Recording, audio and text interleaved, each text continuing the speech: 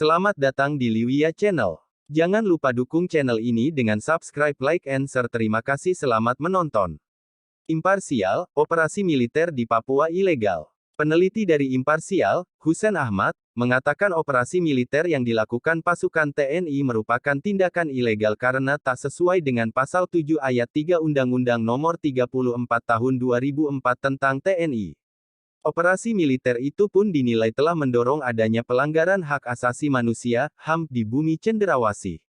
Hal tersebut dikatakan Hussein dalam acara diskusi Swarga Fest dengan tema, Kekerasan Bersenjata di Papua, Kapankah akan berakhir? Itu yang kemudian menjadi bermasalah bahwa operasi militer yang dilakukan di Papua sebenarnya adalah operasi yang ilegal. Tidak ada dasar hukum yang bisa membenarkan operasi militer di Papua saat ini, katanya, Jumat 10/12 sore.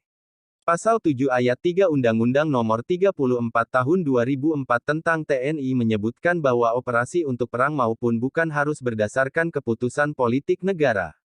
Oleh karena itu menurut Hussein, dapat disimpulkan bahwa keputusan politik negara adalah ketetapan presiden setelah berkonsultasi dengan DPR.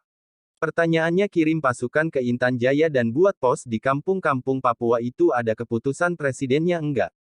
Sampai saat ini dasar hukum itu yang melandasi apakah operasi militer secara hukum boleh atau enggak, tidak ada sampai sekarang, ujar Hussein. Kendati operasi militer yang dilakukan pasukan TNI di Papua tak sesuai undang-undang. Namun, pihak eksekutif maupun DPR MPR tak pernah protes terkait operasi militer yang tidak sejalan dengan Pasal 7 Ayat 3 Undang-Undang Nomor 34 Tahun 2004 tentang TNI. MPR dan DPR sebagai lembaga pengawas khususnya Komisi I tidak pernah protes. Kewenangan dia dilampaui dengan tiba-tiba adanya pengiriman pasukan yang kita tidak tahu jumlahnya berapa. Seharusnya itu semua dibuka. Sayangnya anggota DPR maupun pemerintah tidak concern terhadap masalah ini. Tidak ada pengawasan terhadap hal itu, ungkap Hussein. Sementara itu, Kelvin Molama dari Aliansi Mahasiswa Papua, menilai persoalan yang terjadi di Papua sejak tahun 1962 sampai sekarang merupakan ulah militer. Operasi militer yang dilakukan dengan dalih mengamankan dan melindungi rakyat Papua, ujarnya, justru kerap menimbulkan pelanggaran HAM. Kini rakyat Papua berharap dapat merayakan Natal dengan damai, namun operasi militer masih terus dilakukan seperti di Kabupaten Maibrat, Yahukimo, dan Duga. Itu masih ada masyarakat mengungsi akibat operasi militer. Natal tidak bisa dirayakan dalam suasana yang damai, ujarnya. Pemerintah terus langsungkan dialog. Sebelumnya, Menteri Koordinator Bidang Politik, Hukum, dan Keamanan Menko Polhukam, Mahfud MD, mengatakan pemerintah terus melakukan dialog dan mengatasi berbagai permasalahan yang ada di Papua melalui pendekatan kesejahteraan.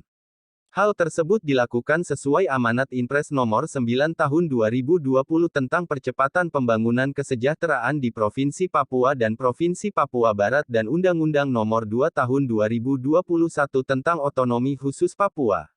Selain melakukan pendekatan kesejahteraan, pemerintah terus mengutamakan dialog dalam rangka membangun Papua.